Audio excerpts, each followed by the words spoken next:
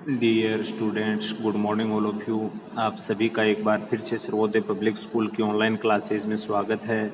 प्यारे बच्चों, अपन पढ़ रहे थे अपने फर्स्ट पार्ट की 4th यूनिट राजनीति के जो आधुनिक आयाम हैं उनके संबंध में, और उसमें अपना जो लेसन चल रहा था वो चल रहा था भारत व वैश्वीकरण, जिसके बारे में अपने वैश्वीकरण का अर्थ है, उसकी विशेषता है, उनके बारे में पिछली कक्षा में पढ़ चुके हैं। अब जो अपन देखेंगे वो देखेंगे जो राजनीतिक विज्ञान की जो राजनीतिक क्षेत्र में जो प्रभाव पड़ रहा है वो किस रूप में पड़ रहा है उसके बारे में। तो ये जो राजनीतिक क्षेत्र में वैश्वीकरण का जो प्रभाव पड़ रहा है वो दो रूपों में पड़ रहा है। एक तो है सकारात्मक और एक है नकारात्मक। सकारात्मक व नकारात्मक।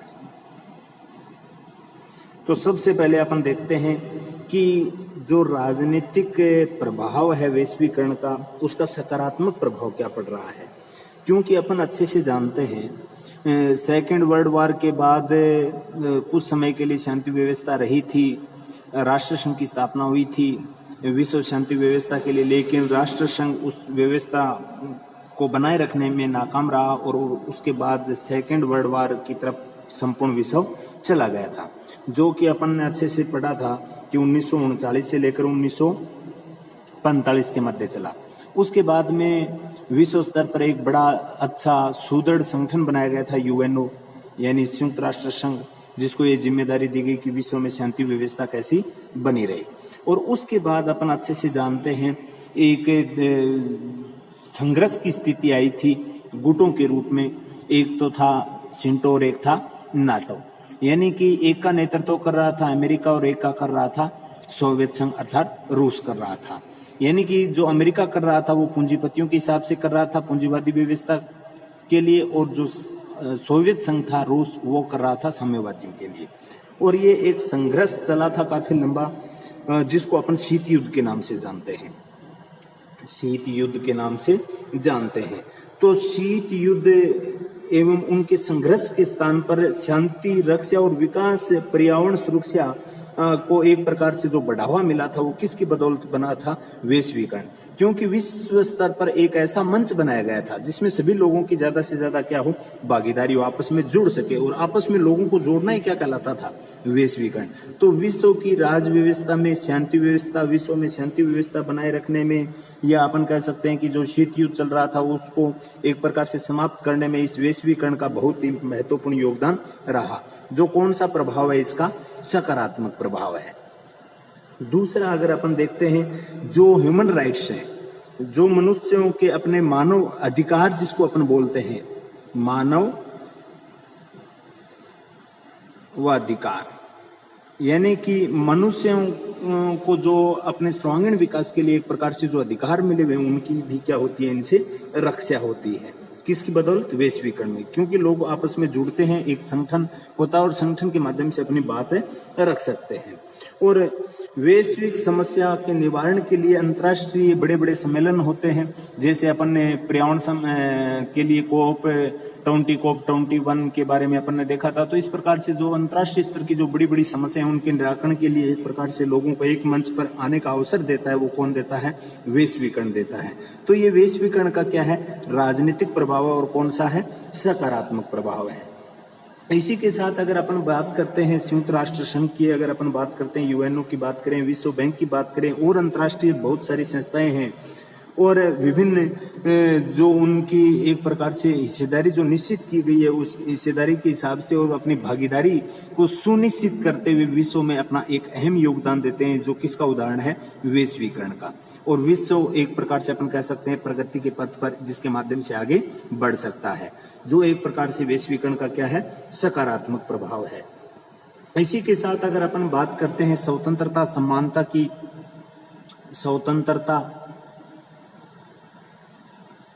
समानता की अगर अपन बात करते हैं तो उन के जो अधिकार हैं प्रत्येक व्यक्ति के, जो स्वतंत्रता समानता के संबंध में, उनको भी एक प्रकार से सुनिश्चित आधार मिला है, किसकी बदौलत, अपने वैश्वीकरण की बदौलत। ये अपने को विशेष कर क्या रखना है, ध्यान में रखना है। साथ में ही जो राज्य के लोक कल्याण के साथ साथ जो आर्थिक सामाजिक प्राथमिकता है उनको भी इस वैश्वीकरण के माध्यम से निर्धारित किया जाता है, क्योंकि वैश्वीकरण का अर्थ ही मैंने आपको बताया था संपूर्ण विश्व को एक सूत्र में क्या कर देना, पिरो देना या बांध देना, या संपूर्ण विश्व को एक गांव के रूप में क्या कर देना, तब्दील कर देना, ताकि जो विश्व की समस्याएं हैं उनको एक प्रकार से समग्र दृष्टि से, या अपन कह सकते हैं कि एक जगह निश्चित स्थान पर निश्चित समय में एक जगह इकट्ठे होकर उसका आसानी से क्या कर सके, निराकरण कर सके, जिससे मानव जीवन पर किसी भी प्रकार का कोई संकट ना आए। तो ये जो अपना राजनीतिक प्रभाव था वैश्वीकरण का, उसके संबंध में ये सकारात्मक प्रभाव थे। अब देख लेते हैं इसके वैश्वीकरण के राजनीतिक क्षेत्र में नकारात्मक प्रभाव भी रहे हैं। नकारात्मक प्रभाव, अगर नकारात्मक प्रभाव की बात करते हैं तो जो राष्ट्र राज्यों की संप्रभुता है उसका एक प्रकार से क्या हो रहा है, हरण हो रहा है। जो कमजोर राष्ट्र हैं, जो शक्तिशाली राष्ट्र हैं, वो एक प्रकार से इस वैश्वीकरण के नाम पर उनकी संप्रभुता का क्या कर रहे हैं, हनन कर रहे हैं, या उसका एक प्रकार से अपन कह सकते हैं कि नेगेटिव रूप में उसका इस्तेमाल कर रहे हैं, जिससे जो विभिन्न कमजोर छोटे राष्ट्र हैं, विकासशील राष्ट्र हैं, उनकी स्वतंत्रता का एक प्रकार से, या अपन कह सकते हैं उसकी संप्रभुता का क्या होता है, हनन होता है इस वैश्वीकरण की वजह से। तो ये इसका नकारात्मक पॉइंट हो जाएगा। और इसी के साथ अगर अपन बात करते हैं, जो बहुराष्ट्रीय कंपनियां हैं, बहुराष्ट्रीय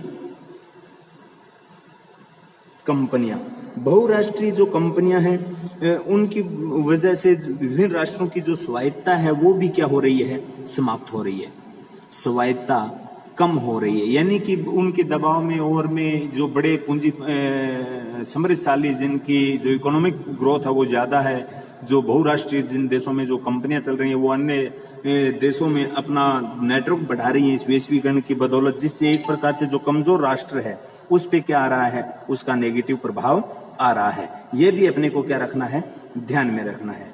इसी के साथ अगर अपन बात करते हैं इसी नकारात्मक में, तो एक प्रकार से जो नव पूंजीवाद है, या अपन कह सकते हैं कि एक प्रकार से ये साम्राज्यवाद का वैश्वीकरण है, ये क्या है, एक नया तरीका है। साम्राज्यवाद का अर्थ मैंने आपको बताया था कि एक प्रकार से जो छोटे राष्ट्र हैं, कमजोर राष्ट्र हैं आर्थिक दृष्टि से या सुरक्षात्मक दृष्टि से, और तो उनकी एक प्रकार से उन पे अपना जो शक्तिशाली राष्ट्र है वो अधिकार आजमाने का एक नया तरीका अपनाया। वो कौन सा अपनाया है, वैश्वीकरण अपनाया है, ताकि एक प्रकार से ओपन भी नहीं आ रहे और साथ में उनकी शक्तियों का हनन भी कर रहे हैं, उनके अधिकारों का भी हनन कर रहे हैं। तो ये सब बातें इसके अंतर्गत आती है। तो ये अपने को ध्यान में रखना है, वैश्वीकरण के जो राजनीतिक प्रभाव हैं उसके सकारात्मक और नकारात्मक प्रभाव। इसके साथ ही अगर अपन देखते हैं इस राजनीतिक क्षेत्र के साथ साथ इस पे और भी प्रभाव रहे हैं, इसमें जैसे विशेषकर आर्थिक प्रभाव, यानी कि वैश्वीकरण की वजह से आर्थिक क्षेत्र में क्या प्रभाव पड़े हैं। आर्थिक क्षेत्र में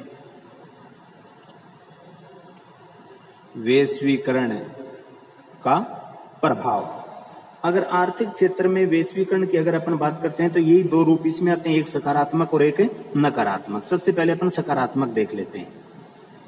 सकारात्मक प्रभाव, सकारात्मक प्रभाव की अगर अपन बात करते हैं तो एक प्रकार से मुक्त व्यापार और बाजार पर बल दिया जाता है, यानी किसी भी प्रकार का कोई वैश्वीकरण में बंधन नहीं होता, बंधन मुक्त किया जाता है। या अपन कह सकते हैं जो एक प्रकार से अनावश्यक बंधन होते हैं व्यापारिक क्षेत्र में, बिजनेस के क्षेत्र में, उनको क्या कर दिया जाता है, समाप्त कर दिया जाता है, ताकि किसी भी प्रकार की बाधा उत्पन्न ना हो व्यापारिक क्षेत्र के अंतर्गत। तो ये भी बात अपने को विशेषकर क्या रखनी है, ध्यान में रखनी है, यानी मुक्त व्यापार व बाजार उपलब्ध करवाना। इसी के साथ अगर अपन बात करते हैं अंतर्राष्ट्रीय स्तर के बाजारों की क्या होती है, इससे स्थापना होती है, जिससे आर्थिक जो प्रवाह है वो क्या होता है, तेजी से होता है। अंतर्राष्ट्रीय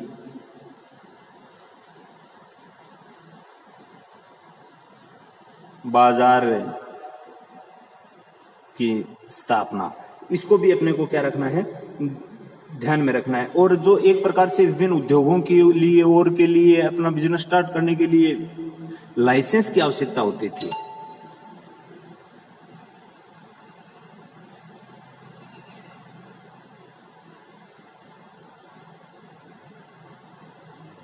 तो इस लाइसेंस की भी क्या हो जाती है, एक प्रकार से समाप्ति की जाती है, यानी कि इसमें लाइसेंस की किसी भी प्रकार की कोई आवश्यकता नहीं रहती। साथ में उदारीकरण है और निजीकरण है, उसको क्या दिया जाता है, बढ़ावा दिया जाता है, ताकि व्यापार में ज्यादा से ज्यादा क्या हो, ग्रोथ हो। और इससे विश्व व्यापार में क्या हुई है, वृद्धि हुई है।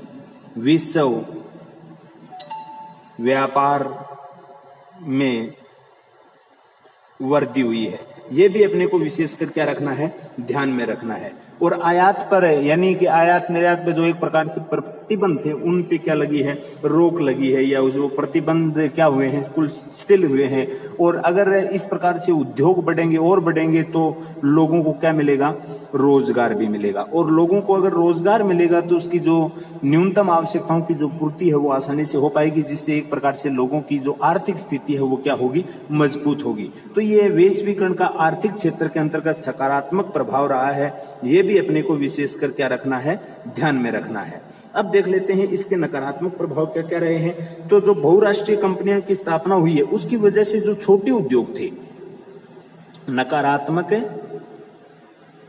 प्रभाव, यानी कि जो ये बहुराष्ट्रीय बड़ी बड़ी कंपनियां विश्व के अंदर स्थापित हो गई हैं, बड़ी बड़ी कंपनियां स्थापित हुई हैं, तो एक प्रकार से जो छोटे कुटीर उद्योग थे वो क्या हो गए, समाप्त हो गए। जैसे ग्रामीण इलाकों में छोटे छोटे कुटीर उद्योग, जैसे आपने ज्योग्राफी में पढ़ा होगा, जैसे माचिस उद्योग है, मोमबत्ती है, और इस प्रकार के जो छोटे उद्योग थे जो लोगों को रोजगार मिलता था, इस प्रकार के जो छोटे उद्योग थे वो एक प्रकार से क्या हो गए, समाप्त हो गए, जो इसका नकारात्मक प्रभाव है वैश्वीकरण का। और कुटीर उद्योगों की जो समाप्ति हुई उसकी वजह से जो ग्रामीण इलाके के लोग थे, अपन कह सकते हैं स्थानीय जो लोग थे, उनका रोजगार भी क्या हो गया, छिना गया, रोजगार चला गया, रोजगार चला गया, विशेषकर ग्रामीण इलाकों का, ग्रामीण इलाकों का। तो ये भी अपने को क्या रखना है, विशेष ध्यान में रखना है।